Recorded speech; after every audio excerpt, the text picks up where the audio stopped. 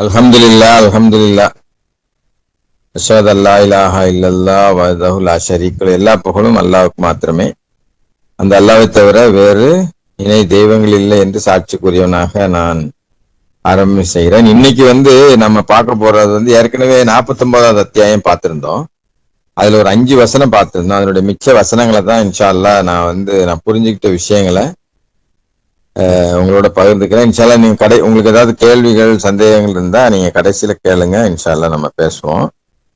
49வது அத்தியாயம் அல்லாஹ் குரான்ல 114 அத்தியாயம் கொடுத்திருக்கிறாங்க. அதை ஒரு வரிசைப்படுத்திருக்கிறாங்க. இது சும்மா ஒரு புரிஞ்சுக்கிறதுக்காக நான் சொல்றேன். 50வது அத்தியாயம் பார்த்தா காஃப்ங்கிற அத்தியாயம், காஃப்ங்கிற எழுத்துல தொடங்கக்கூடிய அத்தியாயம். 48 பார்த்தோன்னு வைங்க. 48வது அத்தியாயம் என்னன்னு பார்த்தா, அதாவது சூரத்துல் ஃபத்தஹ் வெற்றி. இது 49 சூரா அல் ஹுஜ்ரத். இது ஒரு புரிந்து கொள்ளுது என்னன்னா, காஃப்ங்கிற அந்த அத்தியாயம் ரஷாத் முதல்ல இந்த கணித கட்டமைப்பை கண்டுபிடிச்சது இதுலதான். கரெக்டா இதுல அல்லாஹ் குரானைத்தான் சொல்றாங்க இந்த அத்தியாயத்தை அப்படின்னு. இந்த காஃப்ங்கிற எழுத்து தான் பிரமி கூட்டக்கூடிய துவக்க எழுத்து தான் முதல்ல பின்னிணைப்பு 1ல சொல்லப்பட்டிருக்கு. அது குரானை தான் சொல்லுது அந்த அத்தியாயம். அதுல சொல்லப்பட்டிருக்கக்கூடிய அற்புதம் குரானை சொல்றதுதான் அப்படின்னு சொல்லி. நீங்க குரானை நம்ம அரபியை எப்படி படிப்போம்னா, லெஃப்ட் சைட்ல இருந்தா ரைட் சைடுக்கு போவோம். அதாவது ரைட் சைட்ல இருந்தா அப்படியே லெஃப்ட் சைடுக்கு போவோம். சாதாரணமா இங்கிலீஷ் தமிழ்லாம் லெஃப்ட் சைட்ல இருந்து ரைட் சைடு எழுதுவோம். நல்லா பாருங்க, இது அப்படியே ரிவர்ஸ்ல எழுதுவோமா? அப்படி பாத்தீங்கன்னா குரான் 50வது அத்தியாயம் குரானு, 48வது அத்தியாயம் வெற்றி. குரான்ல தான் வெற்றி கிடைக்குது. ஆனா நடுவுல அந்த சுவர்கள் நம்ம பாக்குறோம் இல்லையா, அந்த 49வது அத்தியாயத்துல உள்ள விஷயத்த நாம உள்வாங்கணும். அது ரெண்டுக்கும் சுவரா, வெற்றிக்கும் குரான்ல இருந்து நமக்கு கிடைக்கக்கூடிய வெற்றிக்கு ஒரு சுவரா அந்த அத்தியாயத்தில் உள்ள விஷயங்கள் இருக்குங்கிறத புரிஞ்சுக்கணுங்கிறதுக்காக தான் அதை சொல்றேன். இன்ஷா அல்லாஹ் நீங்க பாருங்க, ஒவ்வொன்றுக்கும் ஒரு காரணம் இருக்கு. இது நான் எனக்கு அதாவது இது ஒரு சிந்திக்கிறதுக்காக நான் இதை சொல்றேன். மாஷா அல்லாஹ். ஏன்னா இதுல சொல்லப்பட்டிருக்கக்கூடிய விஷயங்கள் தான் ஒவ்வொன்று ஏற்கனவே 5 வசனத்துல நம்ம பார்த்தது அப்படிதான் இருக்கு நமக்கு. அதாவது முதல் 5 வசனத்தை சும்மா சுருக்கமா பார்க்கணும்னா, அதாவது அல்லாஹ் கூறியதற்கு தூதர் கொண்டு வந்த வேதத்துக்கு மேல உங்க கருத்தை உயர்த்தாதீங்க. ஏன்னா மார்க்க விஷயத்துல அல்லாஹ்வுடைய தீர்ப்பு தான் இறுதியா இருக்கணும். அல்லாஹ் சொல்லக்கூடிய ரெஃபரன்ஸ் தான் இறுதியா இருக்கணும். குரான்ல நமக்கு கிடைக்கக்கூடிய படிப்பினை தான் இறுதியா இருக்கணும். இது முதல் வசனத்துல இருந்து பெற்றுக்கொண்ட பாடம். 2வது வசனத்துல நபியை மரியாதையோட நடத்தணும் அப்படின்னா, அதாவது நபி உயிரோடு இல்லாட்டாலும் அவர் கொண்டு வந்திருக்க குர்ஆனுக்கு நம்ம மரியாதை கொடுக்கணும் அப்படின்னு நம்ம புரிஞ்சுக்கிறோம். 3வது வசனத்தை ஃபுல்லா படிக்கல. 5 வசனம் ஏற்கனவே ரொம்ப டீட்டெயில்டா அரை மணி நேரம் பார்த்தோம். இன்னைக்கு 6வது வசனத்துல இருந்து தான் நம்ம பார்க்க போறோம். 3வது வசனம் பணிவு, மரியாதை மற்றும் இரையச்சம், உண்மையால நம்பிக்கையாளர்களுடைய அடையாளங்கத்தை பத்தி, அதாவது உங்களோட குரலை தாழ்த்தி கொள்ளுங்கள் அப்படிங்கிற மாதிரி சொல்லப்பட்டிருக்கும். 4வது வசனம் 49வது அத்தியாயத்துல 4வது வசனம் ஒரு பொறுமையற்ற மரியாதையற்ற நடத்தை அறிவில்லாதவங்களுடைய அடையாளங்கிற மாதிரி சொல்லப்பட்டிருக்கும். அதுல அதாவது தூரத்துல இருந்து அழைக்கப்படுறவங்க. 4வது அதாவது சுவர்களுக்கு வெளியே இருந்து கொண்டு உண்மை அழைப்பவர்களை பொறுத்தவரை அவர்கள் அதிகமானவர் புரிந்து கொள்வதில்லை அப்படின்னு சொல்லுது. அதாவது நம்ம எதையுமே ஒரு புரிந்து கொள்ளுதல், எதுக்குனாலும் ஒரு புரிந்து கொள்ளுதல் வேணும். புரிதல் இல்லாட்ட நமக்கு கோபம் வரும், புரிதல் இல்லாட்ட சந்தேகம் வரும், புரிதல் இல்லாட்ட நமக்கு பயம் வரும். நல்ல புரிஞ்சுக்கிட்டோன்னு வைங்களேன், நமக்கு பயமே இருக்காது, கோபம் வராது, சந்தேகம் வராது. அதனாலதான் அதை அந்த மாதிரி ஒரு சுவர்களுக்கு வெளியே இருந்து கொண்டு உண்மை அழைப்பவர்களை பொறுத்தவரை அது ஒரு ஓமானமா நமக்கு சொல்றாரு. ஒரு 5வது வசனம் சொல்றது பொறுமை மற்றும் ஒழுக்கம், சமூக உறவு. சமூகத்துல நம்ம சமூகமா செயல்படணும் அப்படின்னா, நம்ம இப்ப கூட்டா செயல்படுறோம். இன்னைக்கு பயன்ல நம்ம எத்தனை பேர் இருக்கிறோம்? 30 பேர் இருக்கோம். புரியுதா? இப்போ ஒருத்தரும் ஒவ்வொரு விஷயத்துக்கு பொறுப்பு எடுக்க போய் தான் இந்த நிகழ்வு தொடர்ந்து நடந்துகிட்டு இருக்கு அல்லாஹ்வுடைய கிருபையில. அதாவது ஒரு விஷயத்துக்கு ஒருத்தர் பொறுப்பு, யார் இருந்தாலும் இல்லாட்டாலும் இந்த நிகழ்வு நடந்துகிட்டே இருக்கும். நடக்கிற மாதிரி அல்லாஹ் அதை ஒரு ஏற்பாடை பண்ணியிருக்கிறாங்க. அப்ப இதுதான் சமூகமா செயல்படக்கூடிய ஒரு நடைமுறை. எதா இருந்தாலும் நம்ம கலந்து பேசி, ஒருத்தவங்கள்ட்ட கேட்டு, அதுக்கப்புறம் ஒரு பட்டியல் போட்டு, அந்த சரியான நேரத்துக்கு ஆரம்பிச்சு சரியான நேரத்துக்கு, இது ஒரு உதாரணத்துக்கு. இதை மாதிரிதான் ஒவ்வொன்றும். இப்ப குடும்பமா இருக்கட்டும், ஒரு சமூகமா நம்ம செயல்படும் போது சமூகத்தில் ஏற்படக்கூடிய பிரச்சனைகளுக்கு ஏற்படக்கூடிய தீர்வா இருக்கட்டும், அதுக்கு ரொம்ப முக்கியம் என்னன்னா ஒரு பொறுமை வேணும். அப்போ வந்து ஒரு ஒழுக்கமும் வேணும். ஒரு நடைமுறை ஒழுக்கம்ங்கிறது வந்து ஒரு பின்பற்றக்கூடிய வழிமுறை, அதுதான் ஒழுக்கமா செய்யுங்க. இதுதான் இந்த பொறுமையும் ஒழுக்கம் தான் ஒரு சமூக உறவினுடைய முக்கியமான அடிப்படையா இருக்குது அப்படின்னு இந்த 5வது வசனம் சொல்லுது. 6வது வசனத்தை நான் படிக்கிறேன். அவுதுபில்லாஹி மினஷ் ஷைத்தானிர் ரஜீம் பிஸ்மில்லாஹிர் ரஹ்மானிர் ரஹீம். இதே நம்ம பார்த்துட்டோம், கடைசியா பார்த்தோம். இருந்தாலும் அதை நான் ஞாபகப்படுத்திட்டு திருப்பி உள்ள போலான்னு பாக்குறேன். நம்பிக்கை கொண்டவர்களே, உங்களைத்தான் தீய மனிதன் ஒருவன் உங்களிடம் ஏதேனும் செய்தியை கொண்டு வந்தால், குரான் உங்கள்ட்ட இல்லைன்னா தயவு செய்து குரானை எடுத்து நான் படிக்கும்போது நீங்க பாருங்க, இன்னும் சிறப்பா இருக்கும். நம்பிக்கை கொண்டவர்களே, உங்களைத்தான் தீய மனிதன் ஒருவன் உங்களிடம் ஏதேனும் செய்தியை கொண்டு வந்தால், அறியாமையின் காரணத்தால் சில மனிதர்களுக்கு எதிராக நீங்கள் அநியாயம் புரிந்துவிட்டு பின்னர் நீங்கள் செய்தவற்றுக்காக வருத்தமும் கைசேதமும் அடையாதிருக்கும் பொருட்டு முதலில் நீங்கள் விசாரித்துக் கொள்ள வேண்டும். அதாவது இது இந்த 6வது வசனத்துக்கு வந்து குறிப்பிட்டு சொல்றாங்க, தீயவர்கள் யாராவது தீய மனிதன் உங்கள்ட்ட ஏதாவது கொண்டு வந்தா நீங்க மற்றவங்களுக்கு வந்து அநியாயம் செய்யாம இருக்கணும் அப்படின்னா, இப்போ ஒருத்தர் வந்து நம்ம என்ன சொல்றோம், யாராவது ஏதாவது வந்து சொன்னாங்கன்னு வைங்களேன், உடனே நம்பிடுறோம் அப்படியே.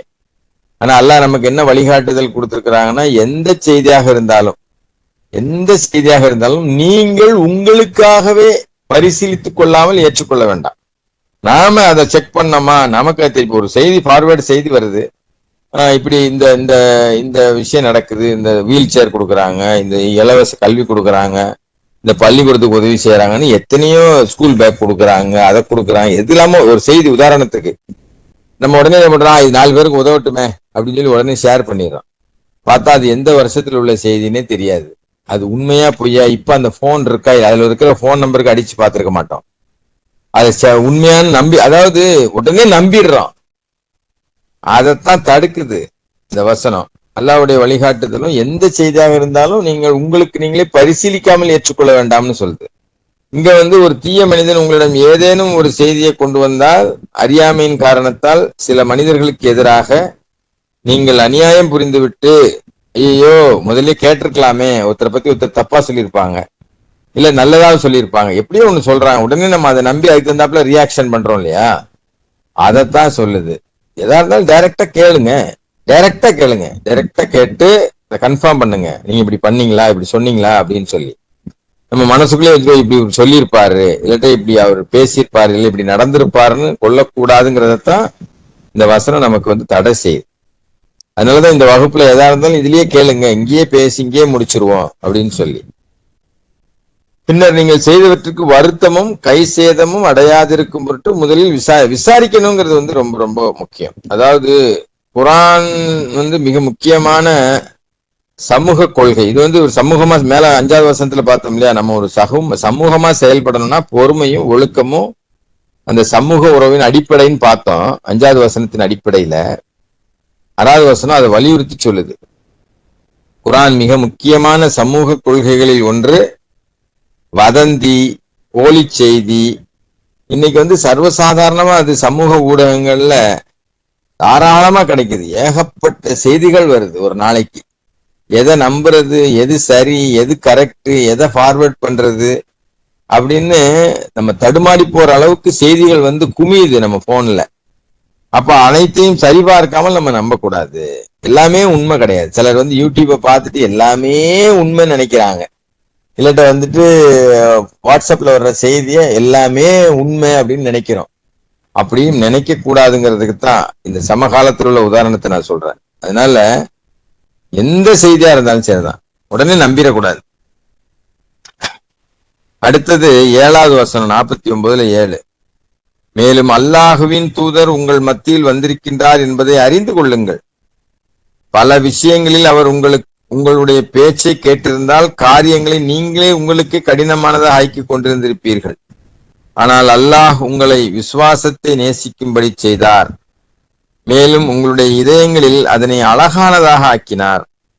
மேலும் அவர் உங்களை நம்ப மறுத்தல், தீய நடத்தை மற்றும் கீழ்ப்படியாமையை வெறுக்கும்படி செய்தார். இவர்தான் வழிநடத்தப்பட்டவர்களாக இருக்கின்றனர். அதாவது அல்லாஹ்வுடைய தூதர் நம்மள்கிட்ட வந்திருக்கிறாங்க அப்படின்னு சொன்னா ஆமா, நபி உயிரோடு இருக்கும்போது வந்திருந்தாரு. ஆனா இப்போ நம்மள்ட்ட உயிரோடு இருக்கக்கூடிய ஒரு தூதர் நம்ம கூடயே இருக்கிறாங்க. யார் அது? அல்லாஹ்வுடைய வழிகாட்டுதல் தான். மனிதர்களின் விருப்பங்களை விட நமக்கு நம்ம நம்ம மனிதர்கள் நமக்கு நிறைய விஷயங்கள் விருப்பமா இருக்கலாம். ஆனா அல்லாஹ்வுடைய வழிகாட்டுதல் தான் சிறந்தது அப்படின்னு நம்ம நம்பணும். அப்பதான் நம்ம நம்ம காரியங்கள் நமக்கு கஷ்டமானதாக நம்ம அது அப்படி கேட்கல அப்படின்னா, இத நம்ம சரியா கவனிக்கல கேட்கலன்னா விளக்கமா சொல்றாரு. காரியங்களை நீங்களே உங்களுக்கே கடினமானதாக ஆக்கி கொண்டிருந்திருப்பீர்கள். நமக்கு எல்லாமே கஷ்டமாயிரும். ஒரு பொய் சொல்லிட்டேன்னு வைங்க, அந்த பொய்க்கு மேல பொய்யை சரி பண்றதுக்கு பொய்யா சொல்ல வேண்டியது இருக்கும். ஏதோ ஒண்ணு தப்பு பண்ணிட்டேன்னு வைங்களேன், உடனே சரண்டர் ஆயிரும். ஆமா, தவறு நடந்து போச்சு, நான் தெரியாம பண்ணிட்டேன், என்னை மன்னிச்சிருங்க, இல்ல நான் இனிமே செய்ய மாட்டேன் அப்படின்னு போறதுக்கு இல்லாம நம்ம ப்ரூஃப் பண்றோம், நான் தப்பு பண்ணல, ஏத்தால இருக்கிறவங்க தான் தப்பு பண்ணியிருக்காங்க அப்படின்னு நம்ம அந்த தவறை தூக்கி போடுறதுக்கு ரொம்ப அதைத்தான் சொல்லுது. நீங்க காரியங்கள் நீங்கள் உங்களுக்கே கடினமான ஆக்கி கொண்டிருந்திருப்பீர்கள், ஆனால் அல்லாஹ் உங்களுக்கு விசுவாசத்தை நேசிக்கும்படி செய்தார். அப்போ அல்லாஹ்வை விசுவசிக்கிறது அப்படின்னா நம்ம அல்லாஹ்வுடைய வழிகாட்டுதலை நேசிக்கிறது, நல்லதை மட்டும்தான் செய்யறது, நல்லதை மட்டும் பேசுறது, தீயதை விட்டு விலகிறது, நன்மையை ஏவி தீமையை தடுக்கக்கூடியவங்களா இருப்பாங்கன்னு சொல்றார். நம்பிக்கை கொண்டவர்கள், நேர்மையானவங்க, நன்னறியாளர்கள். மேலும் உங்களுடைய இதயங்களில் அதனை அழகானதாக ஆக்கினார். மேலும் அவர் நாம உண்மையா இருக்கணும்னு நினைச்சாதான் நாம செய்யக்கூடிய விஷயங்கள் நமக்கு சிறப்பானதாக தெரியும். ஆனா மத்தவங்களுக்கு அது கேலி கூத்தா இருக்கும். உதாரணத்துக்கு அல்லாஹ் என்ன சொல்றாங்க, லஞ்சம் ஊழல்ல தடை செய்யறாங்க. என்ன சொல்றாங்க, அதாவது 2:188 ரொம்ப அழகா சொல்றாங்க. அதையும் நான் படிச்சிடுறேன். இது உதாரணத்துக்கு, இது நம்ம சர்வசாதாரண மனசே கரப்ட் ஆகி போயிருக்கு. அதாவது இது குரான்ல நிறைய இடத்துல சீர்குலைச்சிடாதீங்கிற ஆங்கில வார்த்தைக்கு கரப்ட் தான் போட்டிருக்கு. நம்ம தமிழ்ல அதுக்கு அவ்வளவு வெயிட் கொடுத்து படிக்கிறோமா பாக்குறோமாங்கிறது இல்ல. இந்த வசனத்தை மட்டும் படிக்கிறோம் பாருங்க. நீங்கள் ஒருவர் மற்றவரின் பணத்தை சட்டவிரோதமாக அபகரித்து கொள்ள வேண்டாம். 2:188. அன்றியும் நீங்கள் அறிந்திருக்கும் நிலையில் மற்றவர்களின் உரிமைகளில் சிலவற்றை சட்டவிரோதமாக பறித்துக் கொள்வதற்காக அதிகாரிகளுக்கு நீங்கள் லஞ்சம் அளிக்கவும் வேண்டாம். அப்போ ஒரு சரணடைந்தவர் இல்ல ஒரு முஸ்லீம் லஞ்சம் கொடுக்கவும் கூடாது, வாங்கவும் கூடாது. இதுதான் அல்லாஹ்வுடைய சட்டம். அதுல அல்லாஹ் நமக்கு நன்மையை தான் நாடி இருப்பாங்க. இதுல தீமையே இருக்காது. நம்ம எப்படி நம்மளை நாமளே சமாதானப்படுத்திக்கிறோம் அப்படின்னா, ஏன்னா நம்ம எப்படி மைண்ட் கரப்ட் ஆகி போய் இருக்குது அப்படின்னா, நம்மளுடைய மைண்ட் எப்படி சீர்கெட்டு போய் இருக்குது அப்படின்னா, அதெல்லாம் இப்ப சாத்தியமே இல்லை. அது எப்படி ஏதாவது ஒண்ணு கொடுக்காம எப்படி ஒரு இபி கனெக்ஷன் வாங்குறது, எப்படி ஒரு இதை பண்றது, ஒரு பட்டா வாங்குறது, எப்படி டிரைவிங் லைசன்ஸ் வாங்குறது, எப்படி எதுக்கு போனாலும் எந்த விஷயத்துக்கு போனாலும் நம்மளே அவன் கேட்காட்ட கூட நம்ம லஞ்சத்தை தூக்கி கொடுத்துடுறோம், இல்ல காசு கொடுத்துடுறோம். காரணம் என்னன்னா நம்ம மனசே பழகி போச்சு, நமக்கு கேட்க மாட்டேங்குது. அதாவது நம்ம என்ன நினைக்கிறோம், அது இல்லாம நடக்கவே நடக்காது அப்படின்னு நினைக்கிறோம். ஆனா அல்லாஹ் நமக்கு வழிகாட்டுதல்ல தெளிவா சொல்லியிருக்கிறாங்க, நீங்க பண்ணாதீங்க அப்படின்னு சொல்லி. கொடுக்கவும் கூடாது, வாங்கவும் கூடாது, அதுக்கு துணை போகவும் கூடாது. ஆனா இப்ப நம்மளால முடியாத விஷயத்த எல்லாம் நம்ம மேல சட்டமாக்குவாங்களா? நம்மளால முடியாது. அப்போ எவ்வளவு அப்போ அது கொடுக்காம நமக்கு கிடைக்கிறதுமே நன்மை, எப்பவுமே நல்லது நடக்கும். நம்ம கொடுத்து வாங்கிட்டு அதனால ஏற்படக்கூடிய தீமைய காட் இஸ் ரன்னிங் எவ்ரிதிங் அப்படின்னு நம்ம சொல்ல முடியாது. காட் இஸ் ரன்னிங் எவ்ரிதிங், அதுல எந்த சந்தேகமும் இல்லை. ஆனா அதுல முடிவெடுக்கக்கூடிய சுதந்திரம் நமக்கு இருக்கு. ஒரு சுதந்திரம் கொடுத்திருக்கிறாங்க, வழிகாட்டுதல் கொடுத்திருக்கிறாங்க, அதை பின்பற்றி நடக்க வேண்டியது நம்மளுடைய கடமை. அதுக்கு நம்மளால ஆன முயற்சிகள் அனைத்தையும் நான் செய்யணும். நான் எதுவுமே பண்ண மாட்டேன், உலகம் இப்படித்தான் இருக்கு, நான் இப்படித்தான் இருப்பேன், நானும் அதோட 10ஓட ஆயிட்டு போகுது, ஊர் உலகத்துல இல்லாததே நம்ம பண்றோம் அப்படின்னு நம்ம நினைக்கிறோம் இல்லையா? அது நமக்கு நல்லதா முடியுமா கெட்டதா முடியுமா? நிச்சயமா அல்லாஹ்வுடைய வாக்குறுதியின்படி கெட்டதா தான் முடியும். நம்ம அல்லாஹ்வுடைய வார்த்தையை பின்பற்றினா நமக்கு நல்லதா தான் முடியும். அதனாலதான் நம்ம பில்டிங் கட்டிக்கிட்டு இருக்கோமே, நம்ம ஒரு முடிவு எடுத்தோம் எல்லாரும் சேர்ந்து, எந்த பாட்டுமே என்ன ஆனாலும் பரவாயில்ல, கொடுக்கவே கூடாது, லஞ்சமே கொடுக்க மாட்டோம், எதுக்கும் அதுக்கு அந்த பேச்சே பேச மாட்டோம். அந்த முடிவோட நம்ம இருந்தா அல்லாஹ் நமக்கு இதுவரைக்கும் அல்லாஹ்வுடைய கிருபையில எல்லா விஷயத்திலும் ஹெல்ப் தான் பண்ணிருக்காங்க. நம்ம இடத்துல நமக்கு விஷயத்தை லேசாக்கி இருக்கிறாங்க. அதனால நாம நமக்கு நாமே கஷ்டத்தை ஏற்படுத்திக்கிட கூடாது. மேலும் உங்களுடைய இதயங்கள் அதனை அழகானதாக ஆக்கினார் அவர். இப்படி செய்யும் போதுதான் எவ்வளவு சந்தோஷமா இருக்கு. நம்ம பின்னாடி உடைய தலைமுறைக்கு அழகா சொல்ல முடியும். நாங்க சப்மிட்டர்ஸ் இந்த காலத்துல இருந்தக்கூடிய நான் இந்த முடிவு எடுத்தோம். இந்த இந்த பணிக்கு நம்ம எந்த அல்லா தடுத்த எந்த விஷயத்தையும் நம்ம செய்யல, அது பண்ணல.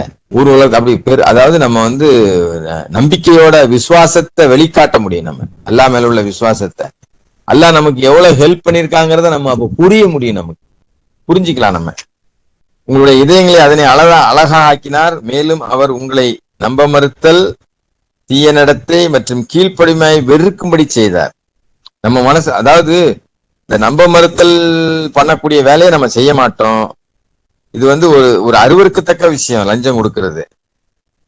அதாவது ரொம்ப, அதாவது அதுல சொல்லும் போது மற்றவர்களின் உரிமைகளில் சிலவற்றை சட்டவிரோதமாக பறித்துக் கொள்வதற்காக அதிகாரிகளுக்கு நீங்கள் லஞ்சம் அளிக்க வேண்டாம். இதை கூட சில பேர் சொல்லுவாங்க, நான் டிரைவிங் லைசன்ஸுக்கு காசு கொடுத்தா அது எப்படி மற்றவங்க உரிமையை நான் எங்க பறிக்கிறேன் அப்படின்னு சொல்லி.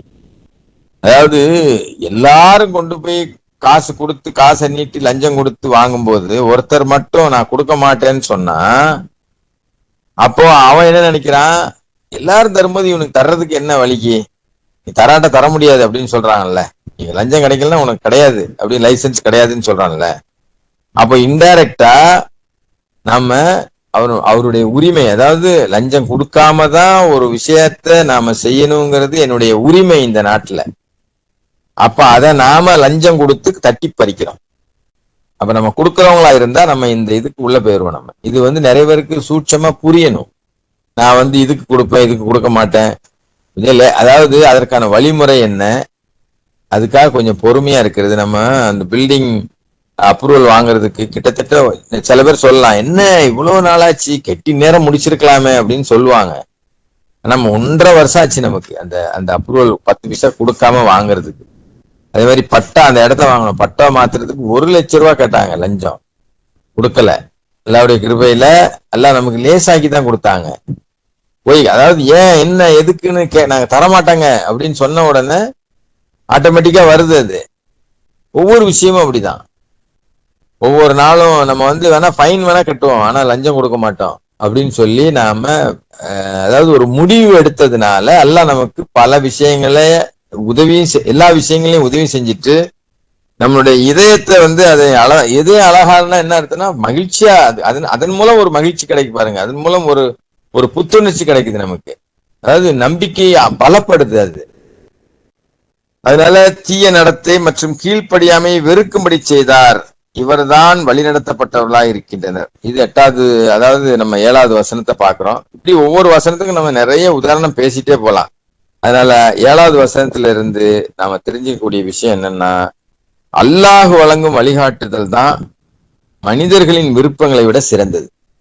மனுஷர்கள் எல்லாரும் என்ன விரும்புவாங்க, என்ன காசு கொடுத்துட்டு போப்பா, என்ன 50,000 ரூபாய் தானே, 10,000 ரூபாய் தானே, இல்லை பெரிய விஷயமா, நான் வேணா கொடுத்துட்றேன், பொது காரியம் நடக்கட்டும் அப்படின்னு சொன்னாங்க. நம்ம ரொம்ப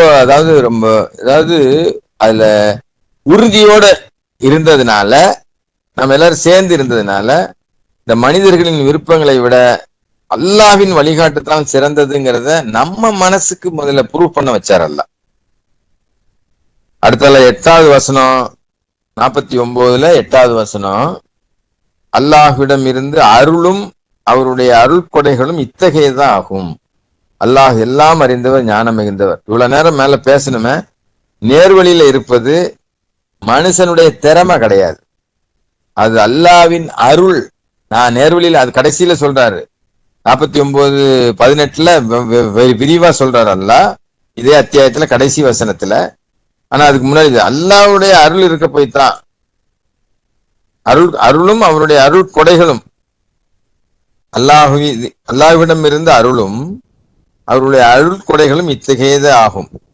அல்லாஹ் எல்லாம் அறிந்தவர், ஞானம் மிகுந்தவர். நாம என்ன முடிவெடுத்து என்ன செயல்படுத்தணும் படுத்துவோம் அப்படிங்கிறது அல்லாஹ் அறிந்தவரா இருக்கிறார். அதை வச்சுதான் நேர்வழியில இருப்பது நம்முடைய திறமை ஒன்றும் கிடையாது, நம்முடைய புத்திசாலித்தனம் ஒண்ணும் கிடையாது. அல்லாஹ்வுடைய அருளால அது நடந்திருக்கு. அல்ஹம்துலில்லாஹ். இப்போ 9வது வசனத்துக்கு போவோம். இதுக்கு ஒரு உபதலைப்பு கொடுக்கிறார் ரஷாத். நம்பிக்கையாளர்களை இணக்கப்படுத்துங்கள் அப்படின்னு சொல்லி. அதாவது நம்பிக்கையாளர்கள் இரு குழுமங்கள் ஒருவருக்கொருவர் சண்டையிட்டுக் கொண்டால் நீங்கள் அவர்களை இணக்கப்படுத்த வேண்டும். ஒரு குழுமம் மற்றதற்கு எதிராக அத்துமீறல் செய்தால் அவர்கள் அல்லாஹ்வின் கட்டளைக்கு சரணடையும் வரை அத்துமீறும் குழுமத்துடன் நீங்கள் சண்டையிட வேண்டும்.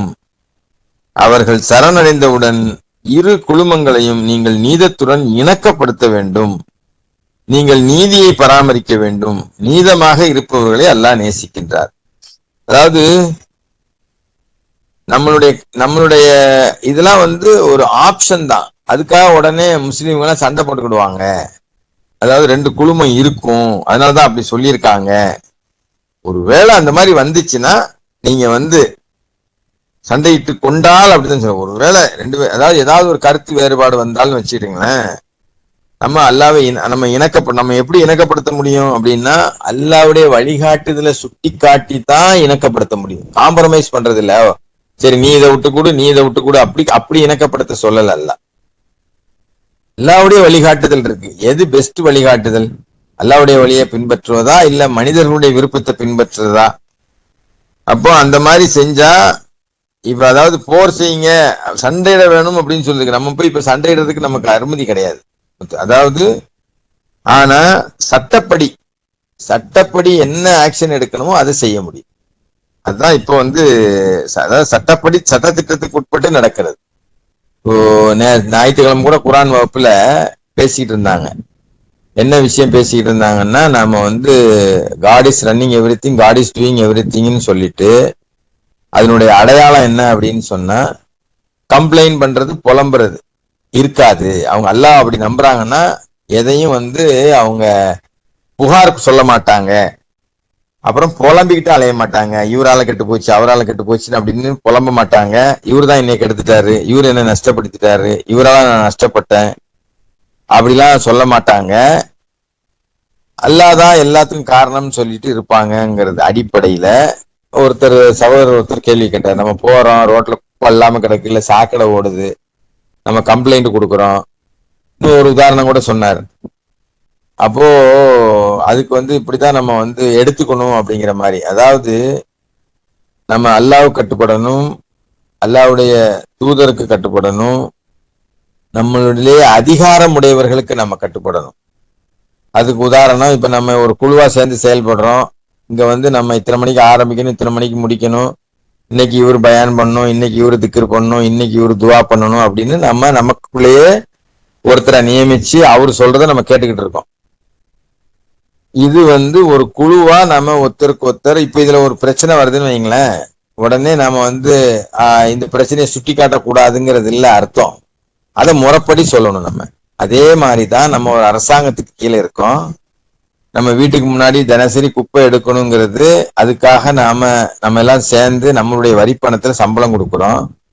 அது நடக்கல அப்படின்னா அதை சொல்லித்தானே ஆகணும். அதுதான் சட்டத்தின்படி நமக்கு காட்டப்பட்டிருக்கக்கூடிய வழிகாட்டுதல். நீங்க இந்த மாதிரி ஏதாவது உங்களுக்கு குறை இருந்தா இந்த எண்ணுக்கு சொல்லுங்க அப்படிங்கிறது அந்த எடுக்கிற நபரை குறை சொல்லல. நமக்கு முன்னாடி இப்படி ஒரு விஷயம் இருக்குங்கிறத அரசாங்கத்துக்கு அறிவுறுத்துறோம் அப்படின்னு நம்ம சொன்னோம். அதாவது சட்டப்படி நமக்கு அதுல எதெல்லாம் நம்முடைய உரிமையோ அதை செயல்படுத்துறது மத்தவங்களை குறை சொல்றதா ஆவாது அப்படின்னு சொல்லி அதைத்தான் நாங்க திருப்பியும் சொல்லணும்னு நினைச்சேன். நான் ஒரு பிரச்சனைனா அது சட்டப்படி என்ன தீர்வோ அப்படி போகணும். நம்ம அதுக்காக போய் அவங்கள்ட்ட நம்ம அப்படின்னு நம்பிக்கை கடையில 2 பிரச்சனை வரலாம், வந்தா இப்படி பண்ணுங்க அப்படின்னு தான் வழிகாட்டுது. அதுக்காக பாருங்க அல்லாஹ் குர்ஆன்ல சொல்லியிருக்காங்க 2 குழுவா தான் இருக்கும், 3 குழுவா தான் இருக்கும், 2 குழு 3வது குழு, 2 குழு இருந்தா தான் 3வது ஒரு குழு அதுக்கு சமாதானம் பண்ணும். அப்படிலாம் நம்ம அர்த்தம் எடுத்துக்க வேண்டிய அவசியம் இல்லை. ஏன்னா குர்ஆனை கவர் படிக்கும் போது நீங்க பிரிஞ்சிடாதீங்க, நீங்க ஒற்றுமையா இருக்கிறது தான் உங்களுக்கு வலிமை அப்படின்னு குர்ஆன் நமக்கு சொல்லி காட்டுது இல்லையா. இது ஒரு ஆப்ஷன். சப்போஸ் அந்த மாதிரி கருத்து வேறுபாடு வரலாம், வந்தா என்ன பண்ணணும்? நீங்க சட்டப்படி செயல்படுங்க. அப்படிதான், அதைத்தான் நம்ம புரிஞ்சுக்கணும். இப்போ நீங்கள் அப்போ இருக்கும் நம்ம நீதத்தோட நடக்கணும். ஏன்னா நீதியை பராமரிக்க வேண்டும். நீதமாக இருப்பவர்களைத்தான் அல்லாஹ் நேசிக்கின்றார். அதனால ஒரு சரணடைந்தவருடைய கடமை சண்டையை ஆதரிப்பது அல்ல, சமாதானம் ஏற்படுத்துவதாகும். அப்படிங்கறத நாம இந்த வசனத்துல இருந்து புரிஞ்சுக்கலாம். 9வது வசனத்துல. 10வது வசனம், நம்பிக்கையாளர்கள் ஒரு குடும்பத்தின் அங்கத்தினர்கள் ஆவர். உங்களுடைய குடும்பத்திற்குள் நீங்கள் சமாதானம் பேணவும், மேலும் அல்லாஹு மீது பக்தி செலுத்தவும் வேண்டும், நீங்கள் கருணையை அடைந்திடும் பொருட்டு. மேல பார்த்தோம், நாம இருக்கிறது அல்லாஹ்வுடைய கருணை, அல்லாஹ்வுடைய அருள் தான் பார்த்தோம். இப்ப இந்த மனப்பான்மை நமக்கு வரணும். நம்பிக்கை கொண்டவர்கள் நம்ம ஒரு குடும்பத்தை சின்ன சின்ன சிலர் சரியா பேசுவாங்க, சிலர் சரியா பேச வராது, இல்லட்டானா சிலர் கொஞ்சம் முன்ன பின்ன இருப்பாங்க. ஒரு குடும்பத்துல ஒருத்தர் ஒரு குணாதிசயத்துல இருப்பாங்க. அதைத்தான் நான் புரிஞ்சுக்கிறேன். அப்போ எல்லாரும் அவங்கவுங்களுடைய குணாதிசயங்களோட அவங்கள நம்ம ஏத்துக்கிறது, அவங்கள ஒத்துக்கிறது. ஒருத்தர் வேகமா பேசுவாரு, ஒருத்தர் கொஞ்சம் ஸ்பீடா பேசுவாரு, கொஞ்சம் கொஞ்சம் கோபமா பேசுவாரு, சிலர் சட்டு சட்டுன்னு பேசுவாங்க, சிலர் பொறுமையா பேசுவாங்க. இப்ப நம்மளே பாக்குறோம் இல்லையா, பேசக்கூடிய பலதரப்பட்ட மக்கள் இருக்காங்க. ஆனா எல்லாரும் நம்ம குடும்பத்தின் அங்கத்தினர்கள். நம்ம அண்ணனா இருந்தா, நம்ம அக்காவா இருந்தா, நம்ம தங்கச்சியா இருந்தா, இல்ல நம்ம தம்பியா இருந்தா, நம்ம அத்தாவா இருந்தா, நாம எப்படி இத போய் பெருசா எடுத்துப்போமா? அது அவங்க அப்படி ஒருத்தரையும் நம்ம ஒரு குடும்பத்திலேயே அவரவர் அப்படித்தாங்கிற எப்படி ஒத்துக்கிட்டு நம்ம சிறப்பா மகிழ்ச்சியா இருக்கணும்னு நினைப்போமோ, அதே மாதிரி ஒரு சமூகமா இந்த சரணடைந்த சமூகத்திலையும் ஒருத்தர் ஒரு மாதிரி இருப்பாங்க.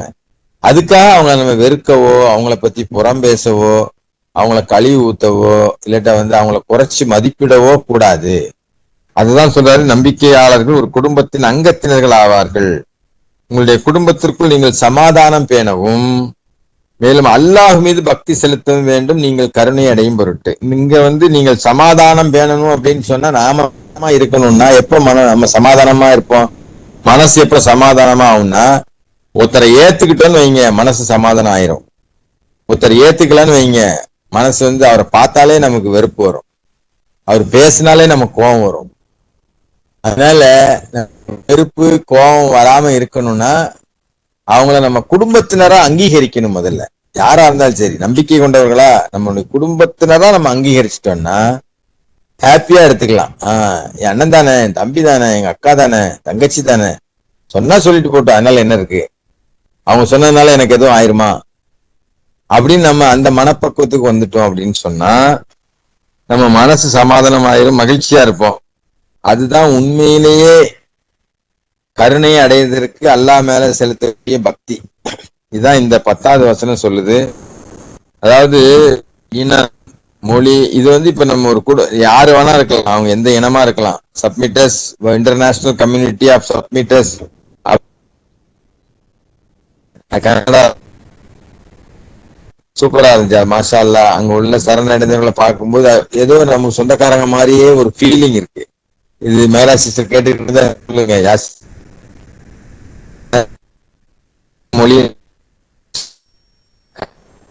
இறை நம்பிக்கையின் அடிப்படையில சகோதரத்துவம் உயர்ந்ததா நாம பார்க்கணும். சகோதரத்துவம் அதுதான் அல்லாஹ் குடும்பம்னு சொல்றாங்க. இன்ஷா அல்லாஹ் இந்த 9:55 ஆயிடுச்சு.